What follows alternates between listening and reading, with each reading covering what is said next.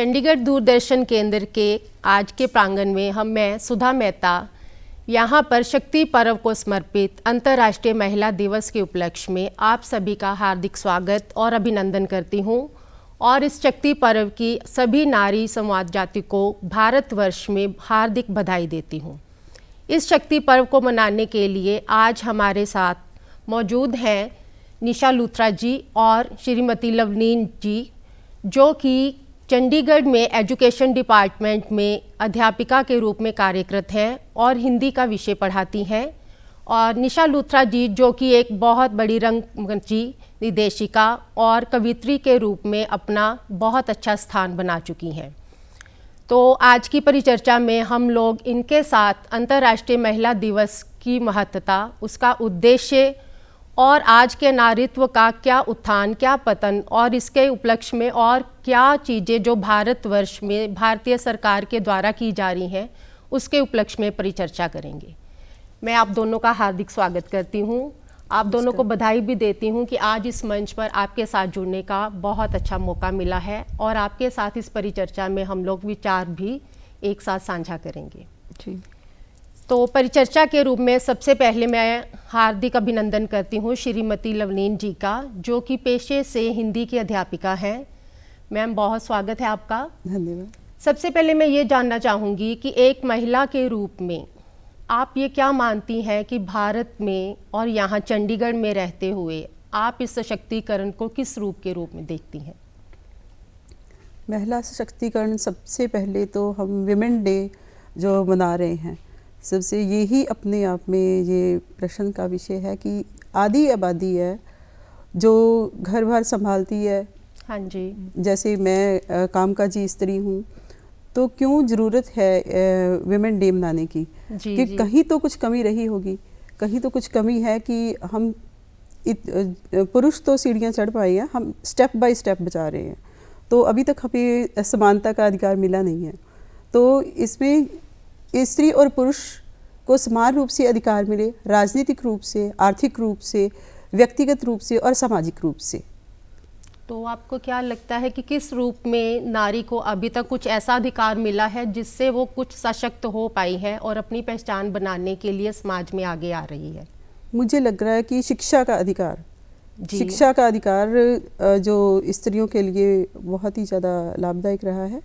और 14 साल तक जो सर्व शिक्षा अभियान सरकार ने चलाया है और लड़कियों को फ्री एजुकेशन दी जाती है और उनको यूनिफॉर्म, उनको कई तरह की स्कॉलरशिप्स मिलती हैं, उनको खाना मुफ्त में मिलता है।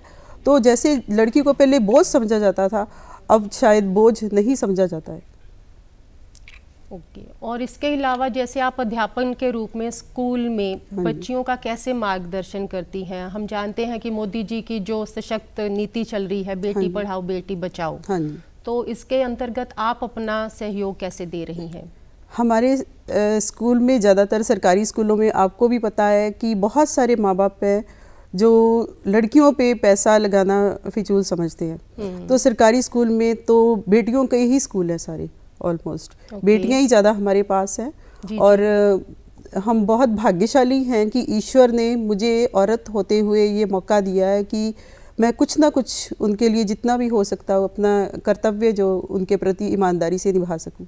और बेटियां ही आगे आती हैं, ज़्यादातर बेटियां आगे आती हैं। कुछ डिबेट होते हैं, डिबेट है, कुछ भाषण प्रतियोगिताएं हो गई हैं और कोई भी बहुत सारे कंपटीशंस होते हैं आए दिन। जैसे अभी बेटी बचाओ बेटी पढ़ाओ के उपलक्ष्य में ही बहुत सारे हैं, तो बेटियां ही आगे निकल के आती हैं हमारे पास। जी। और इसके अलावा आपके अंदर ऐसी क्या मोटिवेशन या ऐसी ड्राइव फोर्स रही कि आपने अध्यापन का कार्य चुना और इन लड़कियों के प्रति आप समर्पित हो रही हैं? देखिए, मेरी मदर शुरू से जो अध्यापिका थी, तो उनको देख देख के मुझे भी ऐसे बच्चे लेके मैं बैठती थी, आदत पड़ गई कि छोटे छोटे बच्चों को पढ़ाना। हाँ जी। और मेरे जो करियर में मेरी मदर का अहम योगदान रहा है और उन्होंने मुझे प्रेरित किया कि मुझे शिक्षा में आगे जाना चाहिए। ओके। और इसके अलावा घर परिवार से आपको कैसा सहयोग मिला? मैं बहुत भाग्यशाली हूँ कि मेरे पिताजी हैं, शिक्षित हैं और मैं उस गांव से आई हूँ कि वहाँ पे शिक्षा का इतना प्रसार नहीं है। उन्होंने अपने रिश्तेदारों से थोड़ा वाद विवाद भी उनका हुआ, लेकिन उन्होंने आगे तक मुझे पढ़ाया।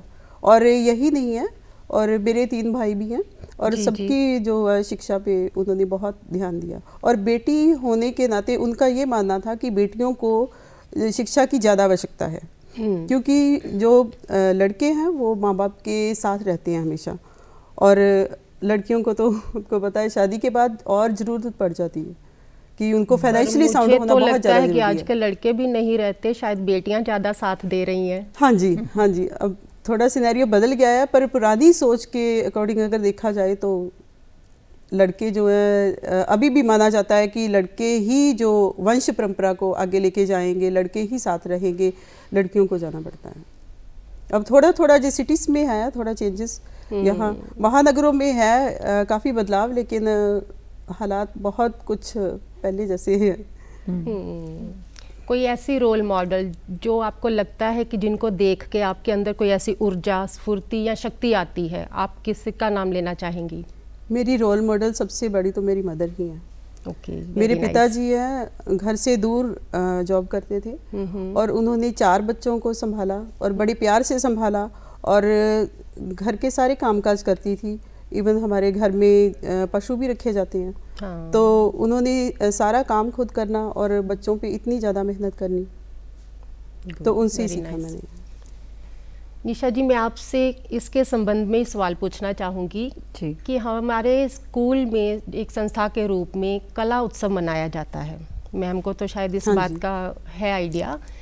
उसके अंतर्गत हम लोग नाटक की प्रस्तुति देते हैं, जो चंडीगढ़ संगीत नाटक अकेडमी की ओर से इस वर्ष प्रथम बार शुरू किया गया है, जिसके अंतर्गत बच्चों को उन्होंने मौका दिया है कि स्टेज के ऊपर वो अपना अभिनय दिखाएं या उनके अंदर जो भी कला है उसको आगे लेके आया जाए।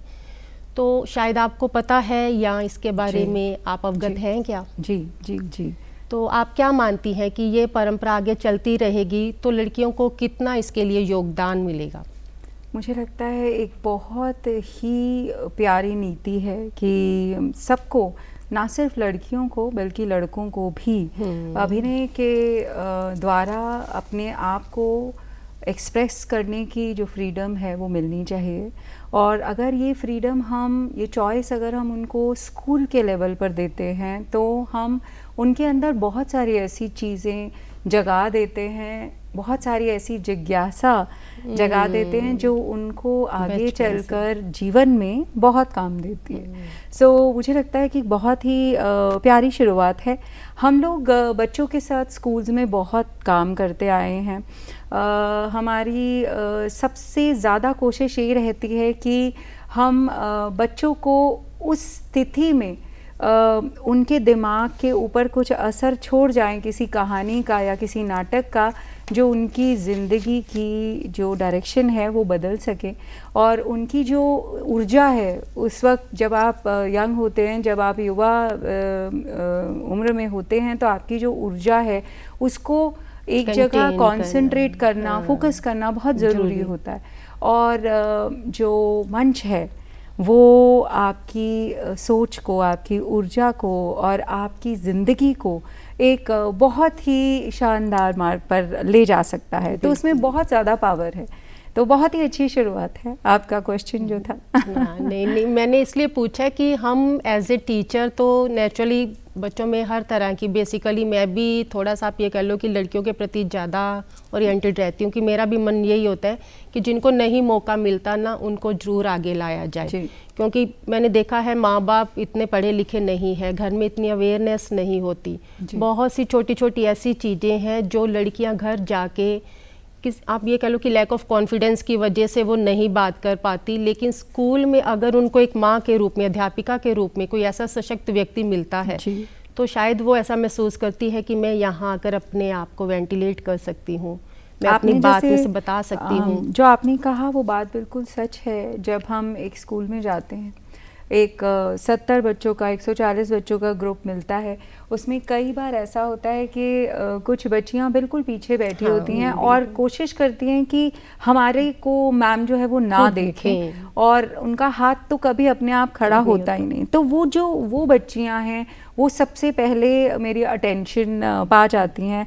और बहुत ही क्योंकि हमारे थिएटर में, हमारे रंगमंच में बहुत सारे ऐसे तरीके होते हैं कि जो बच्चे में आवाज़ नहीं है, जिसमें वो स्वाभिमान या जिसमें वो क्षमता या जिसमें वो ताकत नहीं है, आत्मविश्वास नहीं है, वो हम किसी ना किसी कहानी के ज़रिए, किसी ना किसी कविता के ज़रिए, किसी ना किसी गेम के ज़रिए हम वो उनमें भरते हैं। और आप विश्वास नहीं करेंगी कि 30 दिनों के अंदर वो बच्चा ऐसा हो जाता है कि उसका हाथ हमेशा खड़ा ही रहता है, व्यक्तिगत रूप से बदल जाता है। और उसके जो पेरेंट्स या उसके टीचर्स हैं वो आकर हमसे ये कहते हैं कि कौन सा जादू क्या चलाया आपने। हमने कहा नहीं, ये रंगमंच का जादू है, ये हमारा जादू नहीं है। तो वो जो कैटरपिलर से जिसे कहते हैं बटरफ्लाई बनने तक का जो प्रोसेस है, वो सफ़र इतना खूबसूरत होता है कि उसका साक्षी होना हम बहुत शुक्रिया अदा करते हैं भगवान का कि हमें रंगमंच से जोड़ा, कि हम ऐसी बहुत सारी कहानियाँ देख पाए। तो इसके लिए तो निश्चित ही आप बधाई की पात्र हैं कि आप व्यक्तिगत रूप में इतना किसी में चेंज लेकर आती हैं जी। और निशा जी, इसके अलावा आपको किस ऐसी चीज़ ने ऐसी ऊर्जा भरी या कोई ऐसी आपके अंदर प्रतिक्रिया आई कि मुझे एक रंगकर्मी बनना है, मुझे कवित्री बनना है? और भी तो कई ऐसे हमारे पास प्रोफेशन हैं। जी, तो बनना कुछ भी नहीं था। तो ज़िंदगी होती है और ज़िंदगी आपको बना देती है। आपको सिर्फ उसको दोनों हाथों से समेटना होता है। 2018 में बहुत कुछ हुआ, जो घर में ऐसा कुछ हुआ कि ऐसा लगा कि जैसे जीवन में सारी जो पॉजिटिविटी है, जो जीवन का लक्ष्य है, वो खो गया है। मम्मी चली गई, पापा चले गए और उसी साल बड़ी बहन का भी देहांत हुआ। तो कविता ने सहारा दिया, कविता पे सारा कागज़ पर जो दर्द था वो उड़ेल दिया। लोगों को दिल से निकली थी बात, तो दिल तक पहुंची, बहुत पसंद आई। उसके बाद रंगमंच के साथ ऐसे जुड़ी कि जितने भी शहर में रंगकर्मी थे उनके साथ कोई ना कोई किसी ना किसी डिपार्टमेंट में काम करने लगी। और इसी तरह मेरे मेंटोर है, मेरे गुरु जो कि श्री आत्मजीत जी, जो कि पंजाबी साहित्य में एक बहुत अच्छा मकाम रखते हैं, उन्होंने उनके साथ रिसर्च करनी शुरू की एक नाटक पर। और उन्होंने कहा कि निशा, काम क्यों नहीं करती तुम, मंच के ऊपर क्यों नहीं आती, पीछे क्यों रहती हो? तो नोरा रिचर्ड्स एक आयरिश लेडी हैं जिनको कि great grand mother of Punjabi theatre कहा जाता है। उनका रोल, उनका किरदार निभाया और तब ऐसे लगा जैसे अब ये सामने से जो प्रकाश आ रहा है, ऐसे लगा कि जैसे सीधा भगवान के घर से वो लाइट आई और मेरे ऊपर जल गई और वहीं पर अपने भगवान से उस रोशनी ने मुझे जोड़ दिया। तो उसके बाद कभी पीछे मुड़कर देखा नहीं।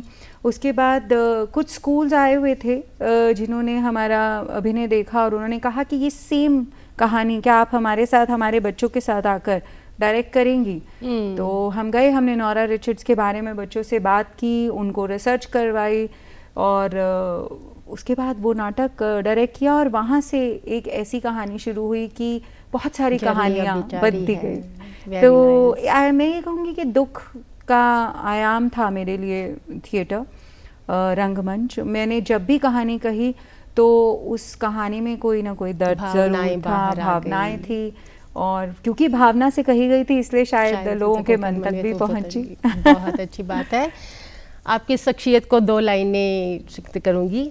तोड़ना है हर पिंजरा, तोड़ना है हर पिंजरा, मेरी उड़ान बाकी है मंजिलें ज़मी भर नहीं, पूरा आसमान बाकी है। वेरी नाइस निशा जी, बहुत सुंदर, थैंक यू। और इसके साथ ये भी पूछना चाहूँगी कि घर परिवार से आपको सहयोग कैसा रहा जब आपने सोचा कि मैं इस कार्य के लिए आगे बढ़ना है, अपनी भावनाएं निकालनी है बाहर जी। और इस रंगमंच के ऊपर परिवार का सहयोग, बच्चों का सहयोग या आपके सहकर्मियों का सहयोग? जी, तो मेरी माँ जो थी वो साहित्य से जुड़ी हुई थी, वो साहित्य और संगीत, मेरे फादर भी और मेरी मदर भी, दोनों ही, हमें बचपन से उठाया जाता था। तो बेगम अख्तर की गज़लें सुबह चल रही हैं, मेहंदी हसन साहब के क्लासिकल गज़लें चल रही हैं, और फिर गुरबानी चल रही। हम हर रोज़ एक नए संगीत से उठा करते थे। तरंगे वैसी घर में, वैसी तरंगे थी। और शाम को अगर कोई महफिल भी लगी है पापा और मम्मी के दोस्तों की, तो वहाँ पर भी गज़लें गाई जा रही हैं, शेर हो रहे हैं, तो वो पढ़ते थे कानों में, वही हम गाते थे। और माँ जो थी वो बहुत ज़्यादा पढ़ती थी, और बहुत सारे साहित्यकारों से उन्होंने हमें जोड़ दिया, कहानियों से जोड़ दिया। पापा जो थे वो बहुत प्रैक्टिकल थे। उन्होंने कहा कि बेटी बनेगी, मैं पढ़ाई में अच्छी थी, कि बेटी बनेगी तो जैसे आपने कहा कि डॉक्टर, लॉयर या टीचर, ये तो नहीं, एनएसडी नहीं जाना है, एनएसडी आप ये करिए। तो लॉ करी, उनको बहुत अच्छा रैंक लाके दिया, लॉ में प्रैक्टिस भी करी, कभी रिग्रेट नहीं किया, क्योंकि पिताजी की इच्छा थी तो सब किया और बड़ी खुशी से किया। तब भी लेकिन डांस करती रहती थी, गाती रहती थी, गा के याद करती थी लॉ। तो आर्टिस्ट तो कहीं था, पर उसको हवा नहीं लगने दी। तो पापा ने कहा, हमने कहा ठीक है, तो दी, डिग्री भी हो गई, उसके बाद प्रैक्टिस भी की, उसके बाद प्यार हो गया। तो प्यार हुआ तो उन्होंने कहा हम बिजनेस फैमिली से हैं, तो हमारे परिवार में तो आप बिजनेस हमारे साथ ही करेंगी। ठीक है। हमने कहा ठीक है। हमने एजुकेशन में काम करना शुरू किया उनके साथ। आज भी वही कंपनी चल रही है, वही लाइवलीहुड चलाती है, और काम किया। 5 साल के बाद फिर बच्ची हो गई, बच्ची को, दोनों बच्चियां बड़ी हुई, तब भी हमारा कॉलेज था, उसमें हम प्रिंसिपल रहे, बिजनेस किया, लेकिन वही किया जो उनको पसंद था। कभी आवाज़ नहीं उठाई। पर जब ये सब हुआ, जब ये सारी चीज़ें हुई 2018 में, 17 में, जब ये ट्रेजेडीज़ हुई, तो अपने आप को ढूंढने का वो मकसद जो था वो ज़रूरी हो गया कि क्यों आई हूँ इस धरती पर। इसलिए कि पापा ने ये बोला तो वकील बन गए, और अगर हस्बैंड ने बोला तो ये सब किया, सब सेटअप किया, बिजनेस किया, बच्चे आए तो माँ बन गए, लेकिन हो कौन? हाँ, तुम कौन हो? खुद की पहचान तो कैसे साबित वो थी लिखावट में, वो थी कहानियाँ कहने में। तो फिर जब पर्पस खो गया जिंदगी का, तो फिर हस्बैंड ने भी कहा, बच्चों ने भी कहा कि नहीं मम्मी, रंगमंच करना है, लिखना है। तो उन्होंने सहारा दिया और साहस दिया, और फिर ये कहानी शुरू हुई। बहुत अच्छा। तो आप दोनों से ही साझा ही पूछना चाहूँगी कि हम मानते हैं कि हम आगे आना चाहते हैं प्रोफेशन में भी और अदरवाइज किसी और भी हस्ती में, है ना, जो भी हमारी कोई पैशन है या हमें पसंद है। कोई ऐसा इंसिडेंट या वाकया जहाँ पर आप लोगों ने लिंग भेद को असम्मान किया हो, या आपको लगा हो कि हमें आगे नहीं आने दिया जा रहा, या ये जो दायरा है अभी बहुत बड़ा है, हमें इसको अभी तय करना है, या हम आगे कैसे आएँ इस पुरुष प्रधान समाज में? देखिए, आपने 10वीं और 12वीं के रिजल्ट तो हमेशा देखे होंगे। जी जी जी। आपने देखा है कि लड़कियां ही बाजी मारती हैं हमेशा। बिल्कुल। क्या कारण है कि वो आगे नहीं जा पाती? प्रोफेशंस में क्यों नहीं आगे बढ़ती? बिल्कुल। वो जो डिग्रियां हैं बंद ताली में रह जाती हैं। बहुत सारी मजबूरियां समझौता करती हैं। लड़कियों को तो आपको पता ही है कि घूंट अपमान का पड़ता है पीना, इतना नहीं है औरत के लिए जीना। तो बार बार पल पल उसके लिए संघर्ष करना पड़ता है। हर कोई उसको रोक रहा है। कभी घर से, बहुत सारे, हम भाग्यशाली हैं, सारी लड़कियां ऐसी नहीं हैं, उनको सहयोग नहीं मिल पाता, उनके घर के सदस्यों का, समाज का नहीं मिल पाता, रिश्तेदारों का सहयोग नहीं मिल पाता। तो वो बेचारियां, देखो ये आत्म तत्व तो एक ही है, चाहे लड़के या चाहे लड़कियां, आत्म तत्व तो एक ही है। अस्तित्व बनाने का भी सबको अधिकार है, लेकिन बेचारियों को मौका नहीं मिल पाता। और मैं चाहती हूँ कि सरकार को लड़कियाँ जो आगे बढ़ना चाहती हैं, इतना संघर्ष करते हुए भी उनको तो, वैसे तो बहुत सारी स्कॉलरशिप्स हैं, जैसे बहुत सारी स्कॉलरशिप्स हैं सिंगल गर्ल चाइल्ड के लिए। जो लड़कियाँ बढ़ना चाहती हैं उनको तो कॉलेज लेवल तक फ्री एजुकेशन होनी चाहिए। आपका अपना कोई व्यक्तिगत ऐसा इंसिडेंट जहाँ पर आपको सामना करना पड़ा हो प्रोफेशनल लाइफ में? बहुत बार करना पड़ता है कि जैसे अध्यापिका हूँ, हाँ हाँ। तो चाहे वहाँ पुरुष बहुत कम संख्या में हैं, हम्म, पर पितृसत्ता तो हावी है ही अभी है। हावी है और हर प्रोफेशन में है कि उनकी बात मानी जाएगी और माना जाता है कि लड़के तो स्ट्रांग होंगे और पुरुष है तो स्ट्रांग होंगे। तो आपने विरोध किया कभी? विरोध देखिए, मैं मेरी ऐसी जो पर्सनालिटी है कि विरोध शायद मेरे अंदर है और मैं करती हूँ तो बहुत प्रॉब्लम में फंस जाती हूँ कई बार करती हूँ, बहुत बार। तो क्या लगता है कि आप अंदर आत्मा से क्या लगता है, करना चाहिए था जरूर या करना नहीं, चाहिए। या देखिए, नुकसान हुआ या जरूर फायदा? ये जो दीवार बनी है ये असमानता की दीवार है। अगर हम विरोध नहीं करेंगे, बार बार उस पर अटैक नहीं करेंगे, टूटेगी नहीं, जी, टूटेगी नहीं। बहुत, और हर औरत को ये विरोध करना चाहिए और जो औरत विरोध नहीं करेगी वो वहीं रह जाएगी। निशा जी, आपका कोई ऐसा इंसिडेंट? जी बिल्कुल, होता रहता है। आप एक I am a woman director, तो definitely. बहुत सारे ऐसे टेक्नीशियंस हमारे साथ जुड़े रहते हैं जिनके दिमाग में ये बिल्कुल सेट होता है कि अगर एक मेल डायरेक्टर है तो उसको क्लैरिटी है। अगर इतने बाय इतने का स्टेज बनना है, इतने बाय इतने की उसकी विड्थ और वो है, तो उनको लगता है कि शायद हम इनको बता दें कि ये ऐसा होगा, जबकि सुनने का उनके अंदर क्षमता बिल्कुल नहीं होती। और दूसरी चीज़ ये है कि आपने जब पूछा कि विरोध किया है या नहीं, विरोध मैं शब्दों से नहीं करती हूँ।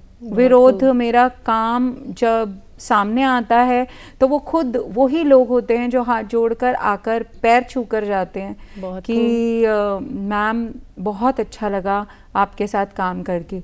वो जो एक लाइन है, वो उसी में सब कुछ समाहित है। जी, तो अपने काम से जवाब देती हूँ, लेकिन रोज़ ये सहना पड़ता है कि हाँ, तुम औरत हो तो शायद तुमको ये पता नहीं है। अच्छा, वहाँ अब हम गए एक वर्कशॉप की हमने एक सीनियर कॉप्स के साथ, सीनियर लेडी कॉप्स के साथ। उनसे जो सुनने को मिला कि उनके साथ रोज़ रोज़ काम पर क्या होता है, वर्दी पहनकर और वर्दी उतार कर जब घर में तब क्या क्या होता है, वो भी एक बहुत अच्छी अच्छी कहानियाँ हमने सुनी जब हमने उनके साथ वर्कशॉप की। जबकि कहा जाता है कि अगर आपने वर्दी पहनी है तो आपके अंदर वो ताकत है कि, लेकिन उस वर्दी में भी हमने बहुत सारे आंसू छुपे हुए उस दिन देखे और हम लोग खुद भी बहुत उस दिन भाव विभोर हो गए थे कि कैसा इनके साथ भी होता है।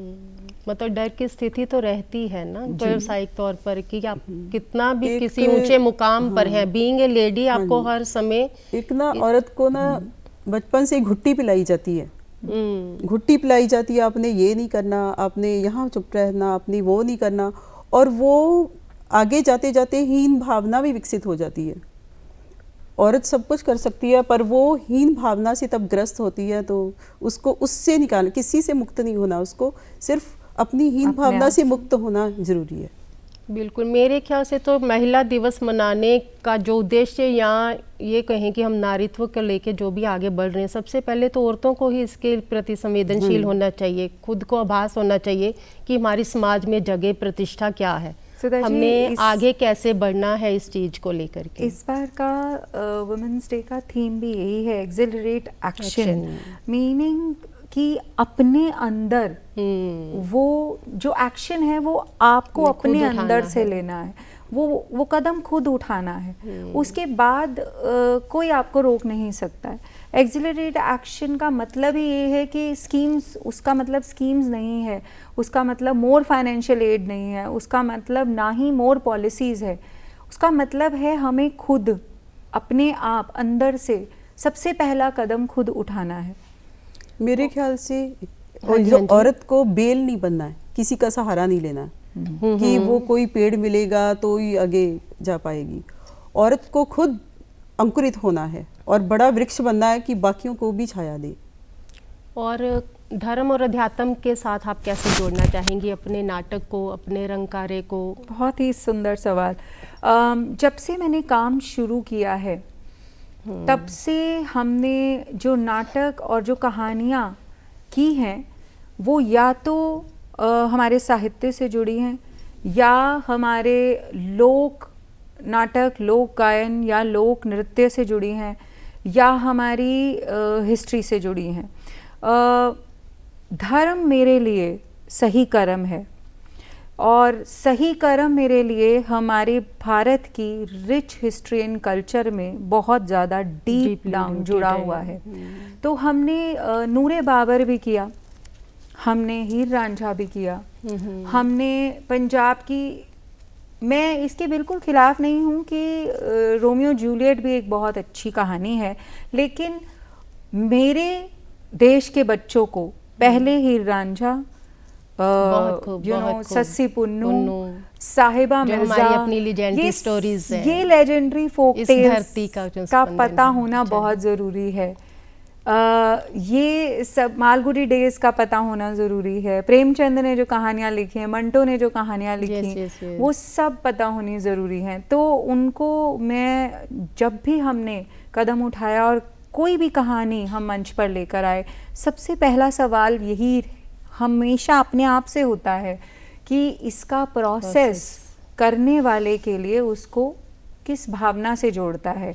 उसके बाद हम सोचते हैं कि जो सामने ऑडियंस बैठी है उनके अंदर वो कौन से भाव जगाता है, लेकिन पहले जो कर रहा है उसके अंदर कौन से ऐसे ताले हैं वो जो ये कहानियाँ खोल देंगी। और इसके साथ ही मैं इस परिचर्चा को विराम दूंगी, और आप दोनों से मिलकर बहुत प्रसन्नता हुई। इस महिला दिवस के उपलक्ष्य पर आपको बधाई देते हुए आपका हार्दिक धन्यवाद करती हूँ। और इसके साथ ही सभी महिलाओं को भारतवर्ष में ये संदेश देना चाहूँगी कि जैसे महादेवी वर्मा जी ने कहा है, बीन भी हूँ मैं तुम्हारी रागिनी भी हूँ, बीन भी हूँ मैं तुम्हारी रागिनी भी हूँ, नींद थी मेरी अचल निस्पंद कनकन में, प्रथम जागृति की प्रथम संपदन में। तो शायद ये हमारे लिए बहुत हौसले वाले शब्द हैं, बहुत हौसले वाली पंक्तियां हैं जो हमें नारीत्व के प्रति संवेदनशील बनाती हैं और एक ऐसा हौसला देती हैं कि हमें अपने लिए पहले खुद से ही सहज होकर अवेयर होना चाहिए, ताकि ईश्वर भी जिसके आगे भारी है, कन कन में बसती वो नारी है, ये संवाद हर उस स्त्री के मन में हो जो आज नारी होने का सम्मान हासिल किए बैठी है। और भारतवर्ष में मैं आप सभी नारियों को आज अंतर्राष्ट्रीय महिला दिवस की हार्दिक बधाई देती हूँ। धन्यवाद। इस अल्प विराम के साथ मैं सुधा आपसे विदा लेती हूँ। फिर कभी मिलेंगे अगले क्षण में। शुक्रिया। नमस्कार।